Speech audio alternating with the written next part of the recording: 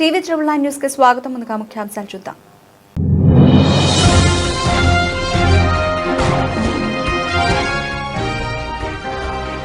భారత్ కు శుభవార్త చెప్పిన ట్రంప్, టారిఫ్లు 25% నుంచి 18% తగ్గింపు.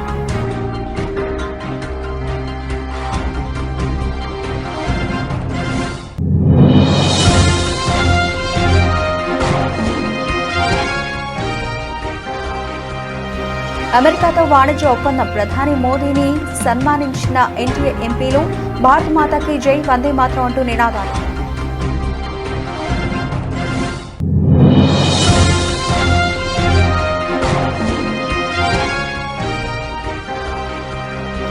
కేంద్ర బడ్జెట్ ఆధారంగా ఫిబ్రవరిలో యూపీ బడ్జెట్ రూపొందిస్తాం, వెల్లడించిన ఉత్తరప్రదేశ్ సీఎం యోగి ఆదిత్యనాథ్.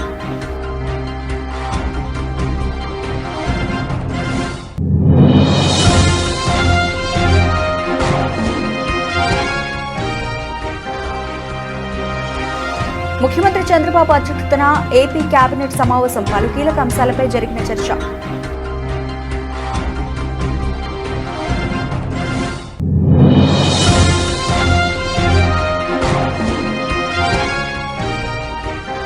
ప్రజాస్వామ్యంలో నేరాలు చేసే స్వేచ్ఛ ఎవరికీ లేదు. రావి నారాయణ రెడ్డి స్మారక జాతీయ పురస్కార ప్రధాన ఉత్సవంలో సీఎం రేవంత్ రెడ్డి స్పష్టీకరణ.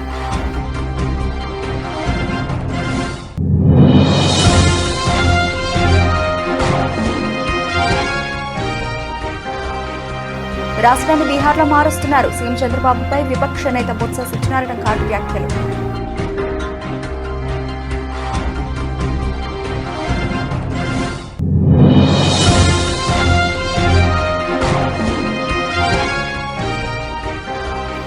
మాజీ సీఎం కేసీఆర్ పై బండి సంజయ్ సంచలన వ్యాఖ్యలు. గడీల నుంచి కేసీఆర్ ను తానే బయటకు తీసుకొచ్చా అంటూ షాకింగ్ కామెంట్స్.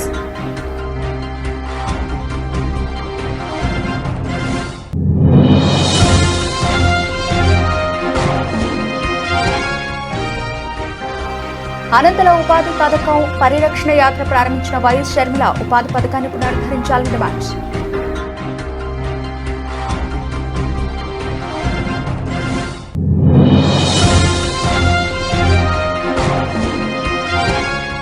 హిందూ ధర్మాన్ని పరిరక్షించుకోకుంటే భారత్ మరో ఆఫ్ఘనిస్తాన్, పాకిస్తాన్, బంగ్లాదేశ్ గా మారిపోయే ప్రమాదం ఉందని వైసీపీ మాజీ నేత, రాజ్యసభ మాజీ సభ్యుడు వి Vijayasai Reddy.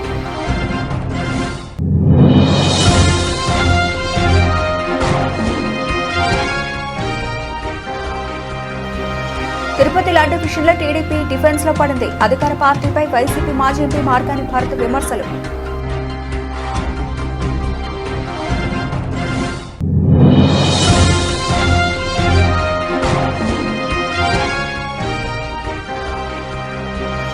Stock market tsunami, record స్థాయిలో కోలుకున్న రూపాయి విలువ.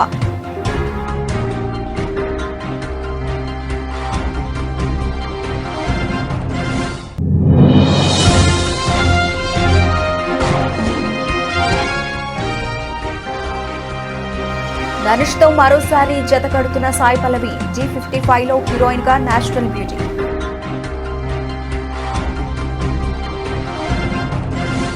అమెరికా అధ్యక్షుడు డొనాల్డ్ ట్రంప్ భారత్ పై టారిఫ్ల విషయంలో కీలక నిర్ణయం తీసుకున్నారు. భారత్ పై ఇంతకు ముందు విధించిన ప్రతీకార టారిఫ్లను 25% నుంచి 18% తగ్గిస్తున్నట్టు ప్రకటించారు.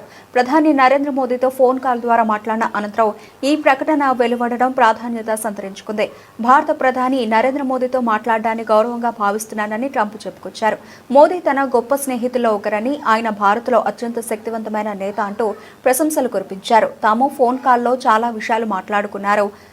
వాణిజ్యం, రష్యా ఉక్రెయిన్ యుద్ధం ముగింపు తదితర అంశాలు చర్చకు వచ్చాయని తెలిపారు. ఇది తక్షణమే అమల్లోకి వస్తుందని, ఇప్పటి వరకు అమల్లో ఉన్న 25% టారిఫ్లు 18% తగ్గుతాయని స్పష్టం చేశారు. అదే సమయంలో భారత్ వైపు నుంచి కూడా టారిఫ్లు తగ్గుతాయనుకుంటున్నానని అభిప్రాయపడ్డారు. దాంతో పాటే పూర్తి పన్ను రహిత వాణిజ్యానికి ద్వారాలు తెరుచుకుంటాయని ఆశిస్తున్నానని అన్నారు.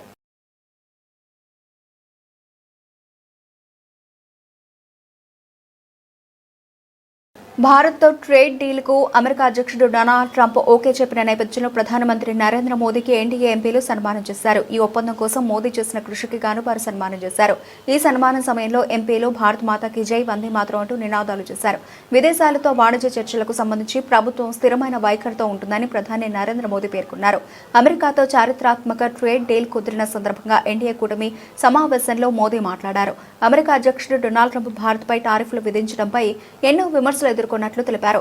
సుంకాల విషయంలో తమ ప్రభుత్వాన్ని విమర్శలు చుట్టుముట్టాయని గుర్తు చేసుకున్నారు. అయితే ప్రభుత్వం మాత్రం సహనంతో వేచి ఉందని, దాని ఫలితం ఈ రోజు అందరూ చూస్తున్నారని పేర్కొన్నారు. తాజాగా కుదిరిన ట్రేడ్ డీల్తో అనుకూల ఆర్థిక వాతావరణం నెలకొందన్నారు. ప్రపంచ దేశాల మధ్య కొనసాగుతున్న ఉద్రిక్తతల వల్ల ఎన్నో దేశాలు వాణిజ్యపరంగా సమస్యలు ఎదుర్కొంటున్నప్పటికీ భారత్ మాత్రం ప్రయోజనం పొందుతోందని ప్రధాని మోదీ పేర్కొన్నారు.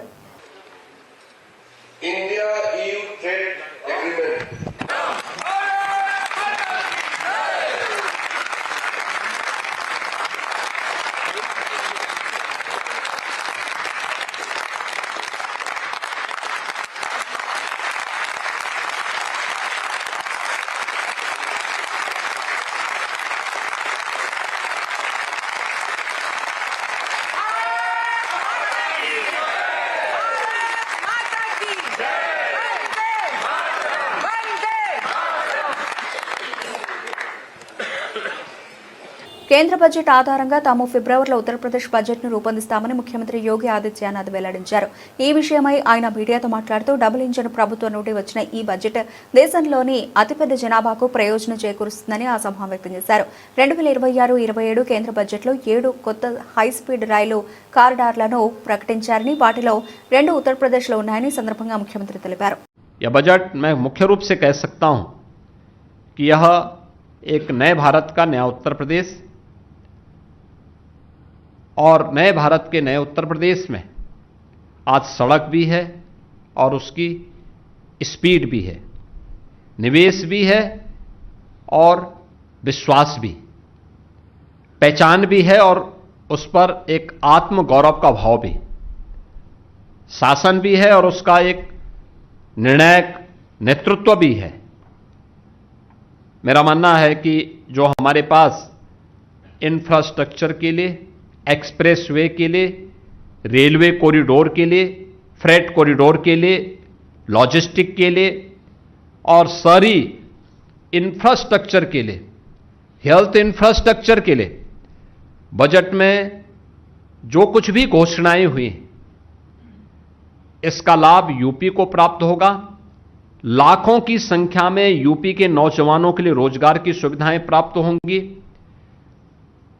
ये रोजगार की संभावनाएं यूपी की युवा शक्ति को यूपी के अंदर ही अपनी प्रतिभा का लाभ प्रदान करने में मदद करेगी। ये विकसित भारत के लक्ष्यों को प्राप्त करने में यूपी जैसे राज्य की बड़ी भूमिका हो सकती है। इसके माध्यम से हम सबको प्राप्त होगी और हमें विश्वास है कि बजट, इसी बजट के आधार पर हम फरवरी में उत्तर प्रदेश का बजट ఏపీ మంత్రివర్గ సమావేశం మంగళవారం ప్రారంభమైంది. సచివాలయంలో ముఖ్యమంత్రి చంద్రబాబు నాయుడు అధ్యక్షతన జరుగుతున్న ఈ సమావేశంలో అజెండాలోని అంశాల కంటే నాన్ అజెండా అంశాలపైనే ఎక్కువగా చర్చ జరుగుతోంది. తిరుమల లడ్డూ ప్రసాదంపై ఛార్జ్ షీట్, ప్రభుత్వానికి రాసిన లేఖ అంశంపై కూడా చర్చిస్తున్నట్లు తెలుస్తోంది. గత మంత్రిమండలి సమావేశాల్లోనూ ఈ అంశంపై చర్చ రాగా నివేదిక వచ్చాక దీనిపై మాట్లాడదామని సీఎం చెప్పడంతో అప్పట్లో వాయిదా పడింది. ఇదిలా ఉండగా సెట్ నివేదిక ఆధారంగా కూటమి పార్టీలు వేసిన ఫ్లెక్సీలు, వైసీపీ నేతల నోటి దురుసు వ్యాఖ్యలతో తలెత్తిన పరిస్థితులపైన కేబినెట్లో చర్చిస్తున్నట్లు సమాచారం. ఇక కేబినెట్ సమావేశంలో కేవలం 4 అజెండా అంశాలు మాత్రమే ఉన్నాయి. జలవనరుల శాఖలో ప్రాజెక్టుల మెయింటెనెన్స్ కు సవరించిన పరిపాలనా అనుమతులకు మంత్రిమండలి ఆమోదం తెలుపనుంది. విద్యుత్ శాఖకు సంబంధించిన పలు నిర్ణయాలకు మంత్రిమండలిలో ఆమోద ముద్ర పడనుంది. ఈ మధ్య కొంతమంది వారికి వారే తెలంగాణ జాతిపిత అని ప్రకటించుకుంటున్నారని సీఎం రేవంత్ రెడ్డి మాజీ సీఎం కేసీఆర్ ఉద్దేశించి అన్నారు. చేసిన తప్పులకు పోలీసులు నోటీసులు ఇస్తే తెలంగాణ జాతిపితకు నోటీసులు ఇచ్చారంటున్నారని విమర్శించారు. తెలంగాణ అమరవీరుల స్మారక ట్రస్ట్ ఆధ్వర్యంలో జూబ్లీహిల్స్ లోడ్ సంపాట్లోని రావినారాయణ రెడ్డి ఆడిటోరియంలో తెలంగాణ సాయుధ రైతాంగ పోరాట యోధుడు రావి నారాయణ రెడ్డి స్మారక జాతీయ పురస్కారాన్ని సుప్రీంకోర్టు విశ్రాంత న్యాయమూర్తి జస్టిస్ సుదర్శన్ రెడ్డికి సీఎం రేవంత్ రెడ్డి చేతుల మీదుగా ప్రదానం చేశారు. అంతకుముందు రావి నారాయణ రెడ్డి చిత్రపటానికి ముఖ్యమంత్రి పుష్పాంజలి ఘటించారు. అనంతరం ఆయన మాట్లాడుతూ రాజకీయ పార్టీలు మొదలు తెలంగాణ సమాజాన్ని అంతా ఏకం చేసే బాధ్యత నిర్వర్తించిన ప్రొఫెసర్ కోదండరాం ఉద్యమకారుడు కాదా అని ప్రశ్నించారు. ప్రజాస్వామ్యంలో ప్రజాస్వామ్యానికి స్వేచ్ఛ ఉన్నది, క్రిమినల్ కాన్స్పిరసీకి స్వేచ్ఛ లేవు. డెమోక్రటిక్ ప్రాసెస్ లో ప్రజాస్వామిక విలువలు ప్రజలు లేదా ప్రజాప్రతినిధులు స్వేచ్ఛగా ప్రజాస్వామ్య పరిమితికి లోబడి వారి అభిప్రాయాలను వ్యక్తపరచడానికి మాత్రమే స్వేచ్ఛ ఉంది తప్ప నేరాలు చేస్తాం, ఆ నేరాలను మీరు అడగొద్దు, మీరు విచారించొద్దు అనే స్వేచ్ఛ, క్రిమినల్ ఫ్రీడమ్ లేదు అని నేను భావిస్తున్నా. ఈ రెండింటికున్న చిన్న తేడాను తెలంగాణ సమాజం గమనించాలి. అధికారం ఉన్నప్పుడు దాన్ని దుర్వినియోగాన్ని చేసి అధికారాన్ని పదిలం చేసుకోవాలన్న ఆలోచనతోని వేల కోట్ల రూపాయలు, వందల ఎకరాల భూములు అన్ని రకాలుగా సంపాదించుకొని అక్రమ మార్గాలను ఎంచుకున్నప్పుడు విచారణ తప్పదు. ప్రజాస్వామ్య బద్ధంగా డాక్టర్ బాబాసాహెబ్ అంబేద్కర్ గారు ఇచ్చిన రాజ్యాంగమే అది. ఒకసారి హోదాకు వస్తే ఏ నేరాలు చేసినా ఆ నేరాలను విచారించకూడదని ఎక్కడా లేదు. మధ్యయుగాల చక్రవర్తులు రాజుకు బాధ వస్తే రాజ్యానికి బాధ వచ్చినట్టు, రాజుకు సంతోషం కలిగితే రాజ్యమంతా సంతోషంగా ఉన్నట్టు మధ్యయుగాలలో చక్రవర్తులు అనుకునేవాళ్ళు. మధ్యయుగాల చక్రవర్తులు ఈనాడు కాలం చెల్లింది. ఈ రోజు ప్రజాస్వామిక బద్ధంగా జరిగే విచారణలు ఎవరైనా ఎదుర్కోవాల్సిందే. రాష్ట్రంలోని వైఎస్ఆర్సీపీ నేతల ఇళ్లపై జరిగిన దాడుల్ని టీడీపీ ప్రోత్సహిస్తే పోలీసులు దగ్గరుండి వత్తాసు పలకారని శాసనమండలి విపక్ష నేత బొత్స సత్యనారాయణ తెలిపారు. రాష్ట్రానికి ఉన్న మంచి పేరును కాస్త చెడగొట్టి బీహార్గా మారుస్తున్నారని ఆయన ఆక్షేపించారు. నెయ్యి వివాదంలో సిటీ పోర్టుపై చంద్రబాబుకు నమ్మకం లేకపోతే టీటీడీ ఈవోను ఎందుకు బదిలీ చేశారని బొత్స సత్యనారాయణ ప్రశ్నించారు. వైఎస్ఆర్సీపీ నేతలపై జరుగుతున్న దాడులపై జాతీయ స్థాయికి వెళ్లి పోరాడతామని, ఈ మేరకు త్వరలోనే కార్యాచరణ ప్రకటిస్తామని బొత్స తెలిపారు. అంబటి రాంబాబు గారు ఎప్పుడు మాట్లాడుతుంటారు, ఎప్పుడు అసభ్యంగా మాట్లాడలేదే, ఎప్పుడు లైన్ తప్పి మాట్లాడలేదే. ఆయన్ని అక్కడున్న ఎదురున్న వ్యక్తులు వచ్చి ఆయన తిడితే, ఆయన దుర్భాషాడితే ఆయనే మానవుడే కదా, ఆయన దాన్ని రియాక్ట్ అయ్యాడు. దాన్ని మళ్ళీ ఇంటికి వచ్చి పశ్చాత్తాపంగా దాన్ని అనకూడదు అని చెప్పి విత్డ్రా అయ్యాడు. 4-5 గంటలు ఏం రాత్రి 10:30 చేసిన పని నువ్వు సాయంత్రం 7 గంటలకు ఎందుకు చేయలేదు?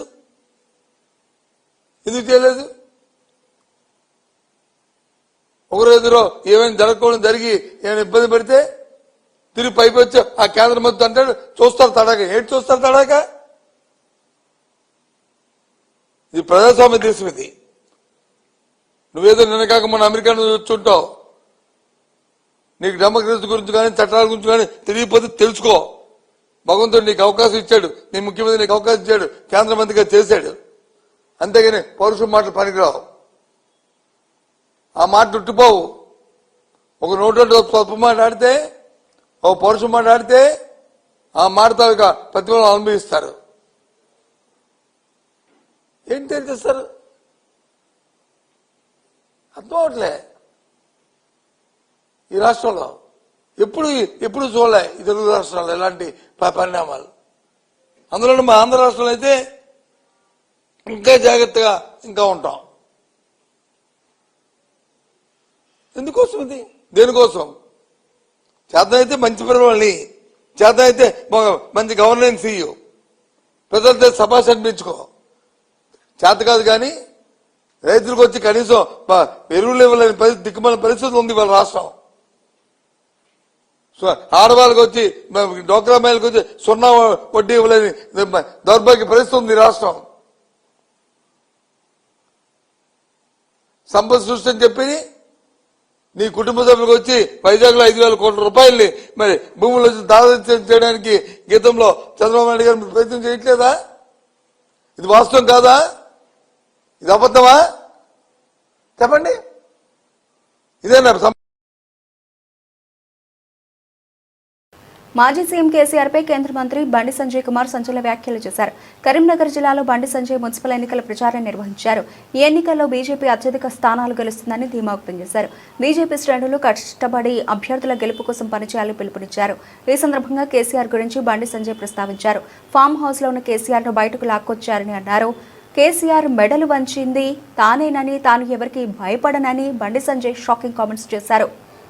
ఇలా పోటీ చేయడానికి ఇవ్వలేరు. మళ్ళీ ఇది అయినాక నిష్పత్తి నేను ఇవాళ మేయర్ గెలిపినాక మా మేయర్ కరీంనగర్ లో పువ్వు గుర్తు మేయర్ అయినాక ఈ కబ్జాలు చేసిన వాళ్ళు ఇవ్వాలి ఇప్పట మిగతా వాళ్ళు కూడా జైలుకు పంపుతా గ్యారెంటీ. జైలుకు పంపుడు గ్యారెంటీ. ఎవరు నిష్పత్తి పక్కలేదు. పేదల కోసం పనిచేస్తున్నాం మేము. ఇలా నిధులు నేను తీసుకొచ్చినా మీరు గెలిపించక ఢిల్లీకి పోయి నిధులు తీసుకొస్తే ఈ నిధులు దారి మళ్ళించే ప్రయత్నం చేశారు. మొన్న 134 కోట్ల రూపాయలు వరకు వచ్చిన పైపుల కోసమని. ఇప్పుడు 50 కోట్ల రూపాయలు ఆల్రెడీ మున్సిపాలిటీలో ఉన్నాయి. 50 కోట్ల రూపాయలు ఆల్రెడీ ఉన్నాయి రోడ్ల కోసమని. ఇవాళ మమ్మల్ని గెలిపిస్తే ఆ పైసలు మళ్ళా మీకు వస్తాయి, మీరు రోడ్లకు వస్తాయి. ఇవాళ మమ్మల్ని గెలిపేకుంటే ఆ పైసలు మొత్తం దారి మళ్ళించి మళ్ళా దేనికోసం పెడతారు. మీకు రోడ్లు కావాలన్నా వద్దా? మీకు అభివృద్ధి కావాలన్నా వద్దా? నిధులు కావాలన్నా వద్దా? నిధులు తెచ్చేది మనం, ఇచ్చేది మనం, అభివృద్ధి చేసేది మనం. వాళ్ళు మాత్రం అవినీతి పాల్పడతారు. ఉన్నదాన కమిషన్లు దొబ్బుతారు. క్వాలిటీ లేకుండా పనులు చేస్తారు. వేసిన రోడ్లన్నీ కూలుతున్నాయి. పైసలు మొత్తం దొబ్బిపోయారు. ఇలా మళ్ళా మాకు అవకాశం ఇవ్వండి అంటున్నారు. ఎందుకంటే ఉన్నాయి దోసుకపోదామని. ఇవాళ మనకు ఓటేకుంటే పువ్వు గుర్తు గెలుకుంటే నిధులు దారి మళ్తాయి. అభివృద్ధి మధ్యలోనే అవుతుంది. రోడ్లు అవుతాయి, మోర్లు అవుతాయి, మళ్ళా రావు. నిధులు వస్తే మాత్రం వాళ్ళు దొబ్బిపోతారక్క. ఇవాళ బీఆర్ఎస్ వాళ్ళ పరిస్థితి అది. పైసలు తెస్తే వాళ్ళు ఏం చేస్తామంటారు. ఇక కాంగ్రెస్ వాళ్ళు ఈ 2 సంవత్సరాలు ఒక్క పైసలు ఇచ్చిందాక. అరే రోడ్లు కరీంనగర్ పక్క పెట్టు. మీకు 2500 రూపాయలు పెన్షన్ ఇస్తాను ఇచ్చిన ఆడవాళ్ళకు. తులం బంగారం ఇస్తాను ఇచ్చిరా? CM Chandrababu, deputy CM Pawan Kalyan, ప్రతిపక్ష నేత జగన్మోహన్ రెడ్డి ప్రధానమంత్రి నరేంద్ర మోదీకి తొత్తులుగా వ్యవహరిస్తున్నారని పీసీసీ అధ్యక్షురాలు వైఎస్ షర్మిల మండిపడ్డారు. అనంతపురం జిల్లా నార్పల మండలం బండ్లపల్లి గ్రామంలో మహాత్మాగాంధీ జాతీయ గ్రామీణ ఉపాధి హామీ పథకం పరిరక్షణ యాత్రను షర్మిల ప్రారంభించారు. ఈ సందర్భంగా గ్రామంలో ఏర్పాటు చేసిన సభలో ఆమె మాట్లాడుతూ కాంగ్రెస్ హయాంలో దాదాపు 20 ఏళ్ల కిందట బండ్లపల్లి వేదికగా ఉపాధి హామీ పథకాన్ని సోనియాగాంధీ ప్రారంభించారని, ఈ పథకాన్ని మోదీ, చంద్రబాబు, జగన్ కలిసి భ్రష్టు పట్టించారని విమర్శించారు. రాష్ట్రంపై భారం వేసేలా వీబీజీ రామ్జీ పథకానికి చంద్రబాబు, జగన్ ఎందుకు మద్దతిచ్చారు అని ప్రశ్నించారు. ఉపాధి పథకాన్ని పునరుద్ధరించేలా కేంద్రంపై ఒత్తిడి తేవాలని డిమాండ్ చేశారు. రాజశేఖర రెడ్డి గారు ప్రజానాయకుడు. రాజశేఖర రెడ్డి గారు 5 సంవత్సరాలు మాత్రమే ముఖ్యమంత్రిగా ఉన్నారు. కానీ 5 సంవత్సరాలలో ప్రజలకు ఏమి కావాలి అని ప్రజల నాడి కనుక్కొని మరి పథకాలను రూపొందించి ఆ పథకాలను బ్రహ్మాండంగా అమలు చేశాడు రాజశేఖర రెడ్డి గారు. ఆరోగ్యశ్రీ అయితేనేమి, ఫీజు రీయింబర్స్మెంట్ అయితేనేమి, పావలా వడ్డీకే రుణాలైతేనేమి, లేక 46 లక్షల మందికి ఇల్లులు కట్టడం అయితేనేమి, లేక రైతులకి అండగా నిలబడ్డం అయితేనేమి, రాజశేఖర రెడ్డి గారికి ఎవరూ సాటి కాదు. రైతులనైతే రాజులు చేసిన వాడు రాజశేఖర రెడ్డి గారు. రైతుల్ని నెత్తిన పెట్టుకున్న వాడు రాజశేఖర రెడ్డి గారు. అలాంటి రాజశేఖర రెడ్డి గారు ముఖ్యమంత్రిగా ఉన్నప్పుడు 20 ఏళ్ల క్రితం ఇదే బండ్లపల్లి గ్రామంలో రాజశేఖర రెడ్డి గారు, సోనియా గాంధీ గారు, అప్పటి కాంగ్రెస్ పార్టీ అధ్యక్షురాలు మన్మోహన్ సింగ్ గారు, అప్పుడు ప్రధానమంత్రి గారు అందరితో కూడా వచ్చి రాజశేఖర రెడ్డి గారు ఇదే బండ్లపల్లిలో 20 ఏళ్ల క్రితం ఫిబ్రవరి 2వ తేదీన 2006న మహాత్మా గాంధీ జాతీయ గ్రామీణ ఉపాధి హామీ పథకాన్ని ఇక్కడే జన్మింపచేశారు.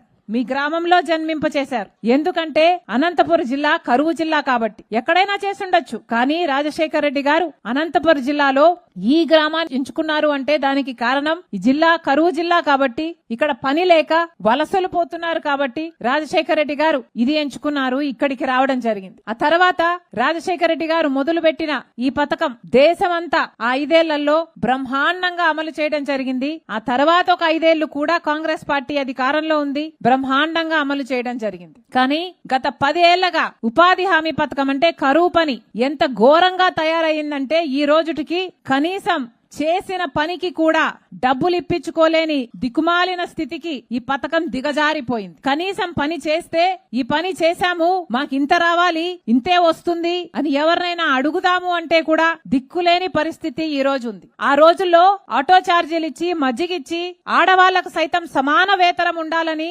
రాజశేఖర రెడ్డి గారు ఎంతో ఆలోచన చేసి ఇది పైలట్ ప్రాజెక్ట్ గా ఆంధ్రప్రదేశ్ లో తీసుకున్నారు. కాబట్టి ఎన్నో ఆలోచనలు, ఆడవారికి కూడా సమాన వేతనం ఉండాలన్నది ఒకటైతే డైరెక్ట్ గా డబ్బులు వాళ్ళ అకౌంట్ లోనే వాళ్ళ చేతుల్లోకే వస్తే కమిషన్లు కట్టింగ్లు ఎక్కడ. హిందూ ధర్మాన్ని పరిరక్షించుకోకుంటే భారత్ మరో ఆఫ్ఘనిస్తాన్, పాకిస్తాన్, బంగ్లాదేశ్గా మారిపోయే ప్రమాదం ఉందని వైసీపీ మాజీ నేత, రాజ్యసభ మాజీ సభ్యుడు వి విజయసాయిరెడ్డి ఆందోళన వ్యక్తం చేశారు. భక్త మల్లారెడ్డి గ్లోబల్ ఫౌండేషన్ ఆధ్వర్యంలో తిరుపతిలో నిర్వహించిన హిందూ ధర్మ పరిరక్షణ సమావేశంలో ఆయన పాల్గొన్నారు. రెడ్డి అనుబంధ సామాజిక వర్గీయులు పాల్గొనే సమావేశంలో విజయసాయిరెడ్డి మాట్లాడుతూ మత మార్పులను వ్యతిరేకిద్దామని పిలుపునిచ్చారు. మత మార్పులతో హిందూ ధర్మానికి నష్టమని హెచ్చరించారు. సభకు నా హృదయపూర్వక నమస్కారములు. నా యొక్క రెడ్డి సామాజిక వర్గానికి చెందిన సోదరీమణులందరికీ కూడా నా హృదయపూర్వక నమస్కారములు తెలియచేసుకుంటూ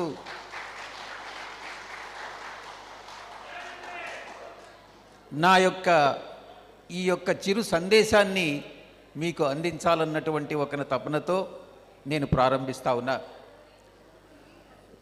మన సామాజిక వర్గం అంటే కొన్ని వేల సంవత్సరాల చరిత్ర ఉన్నటువంటి ఈ యొక్క సామాజిక వర్గం ఒక మనసున్నటువంటి సామాజిక వర్గంగా ఈరోజు కాలక్రమేణా ఈరోజు అవతరించడం నిజంగా చాలా సంతోషకరమైనటువంటి విషయం, గర్వదాయకం కూడా. ఒక్కసారి చరిత్రలోకి వెళ్ళినట్లయితే గ్రామంలో, ప్రతి గ్రామంలో ఒకప్పుడు అందరూ కాపులే. ఆ కాపుల్లో నుంచి గ్రామంలో, ప్రతి గ్రామంలో బాధ్యతలని అందరికీ, ప్రతి ఒక్కరికి, గ్రామ ప్రజలందరికీ కూడా నేనున్నాను అంటూ బాధ్యతలు స్వీకరించి వారి బాగోగులు చూసుకునేదానికి ముందుకొచ్చినటువంటి వాళ్లే రెడ్లుగా పరిగణించబడ్డారన్నటువంటిది చరిత్ర చెప్తా ఉంది. రెడ్డి అంటే నాయకత్వ లక్షణాలు,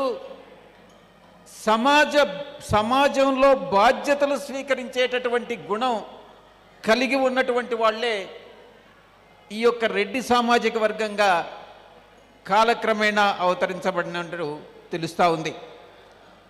సమాజం, ఈ యొక్క సమాజ శ్రేయస్సు కోసం, ఈ దేశ శ్రేయస్సు. తిరుపతి లడ్డు విషయంలో టీడీపీ డిఫెన్స్ లో పడిందని వైసీపీ మాజీ ఎంపీ, రాష్ట్ర అధికార ప్రతినిధి మార్గాని భారత్ అన్నారు.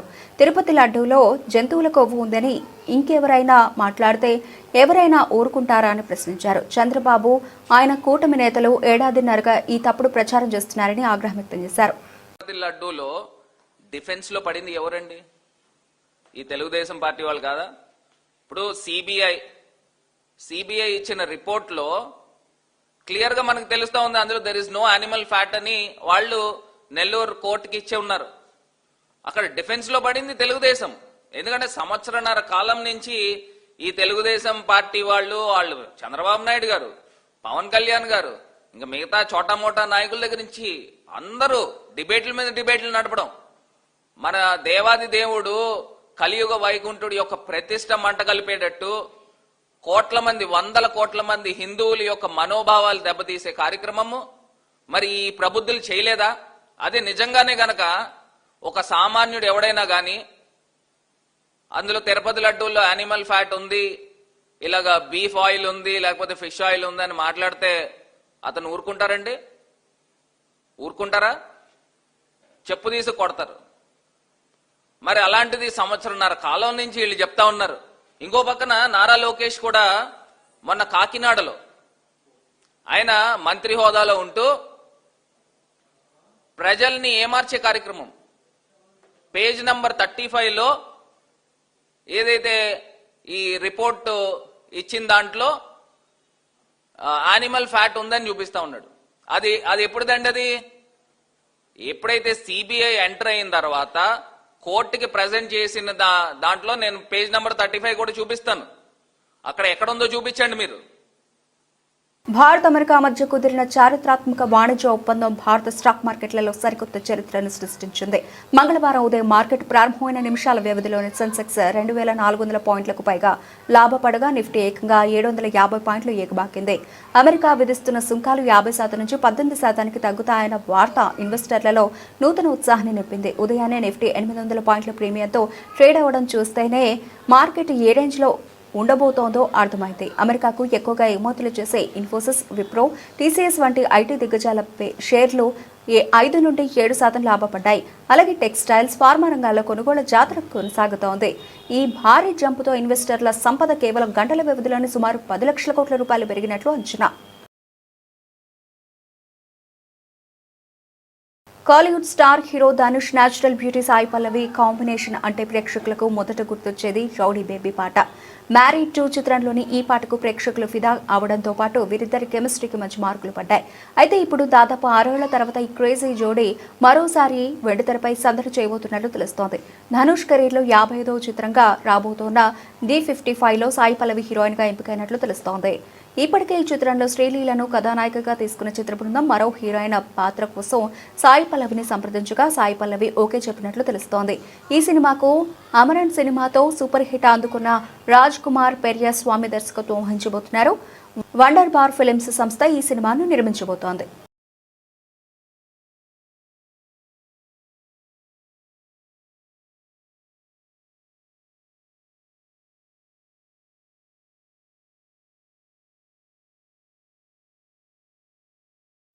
బులెటిన్ ముగించే ముందు హెడ్లైన్స్ మరోసారి.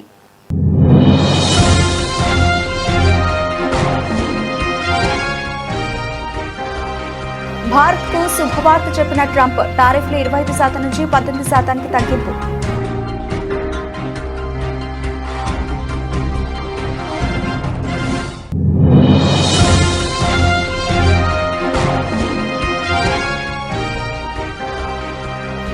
అమెరికాతో వాణిజ్య ఒప్పందం, ప్రధాని మోదీని సన్మానించిన ఎన్డీఏ ఎంపీలు. భారత్ మాతాకి జై, వందే మాతరం అంటూ నినాదాలు.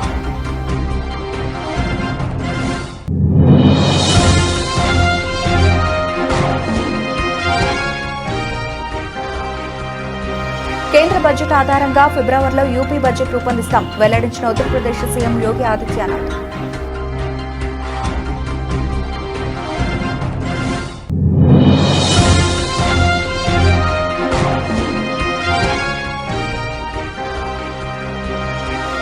ముఖ్యమంత్రి చంద్రబాబు అధ్యక్షతన ఏపీ కేబినెట్ సమావేశం, పలు కీలక అంశాలపై జరిగిన చర్చ.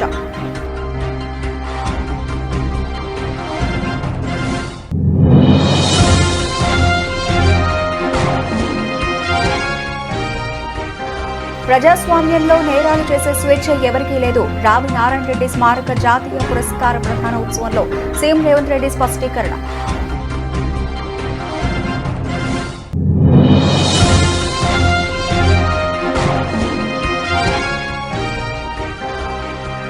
రాష్ట్రాన్ని బీహార్లో మారుస్తున్నారు, సీఎం చంద్రబాబుపై విపక్ష నేత బొత్స సత్యనారాయణ ఘాటు వ్యాఖ్యలు.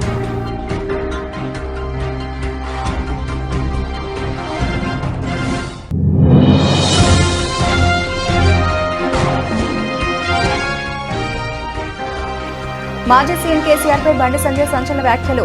గడీల నుంచి కేసీఆర్ ను తానే బయటకు తీసుకొచ్చా అంటూ షాకింగ్ కామెంట్స్.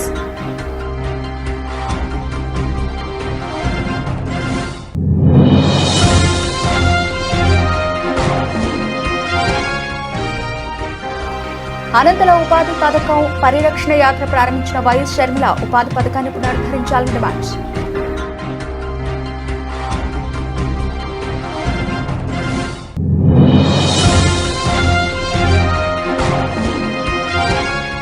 హిందూ ధర్మాన్ని పరిరక్షించుకోకుంటే భారత్ మరో ఆఫ్ఘనిస్తాన్, పాకిస్తాన్, బంగ్లాదేశ్ గా మారిపోయే ప్రమాదం ఉందని వైసీపీ మాజీ నేత, రాజ్యసభ మాజీ సభ్యుడు వి Vijayasai Reddy.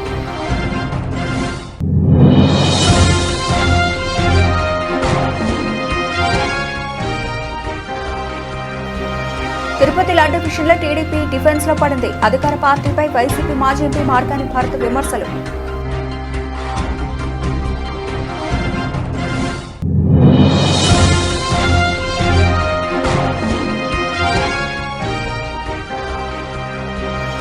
Stock market tsunami, record స్థాయిలో కోలుకున్న రూపాయి విలువ.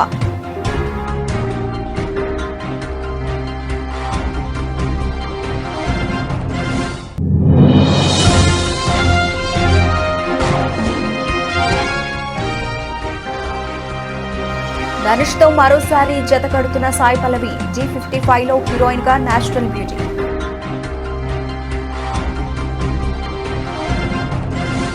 ఇవి ఇప్పటివరకు నవలసిన అప్డేట్స్. మరిన్ని అప్డేట్స్ తో మళ్ళీ కలుద్దాం. అంతవరకు సెలవు, నమస్తే.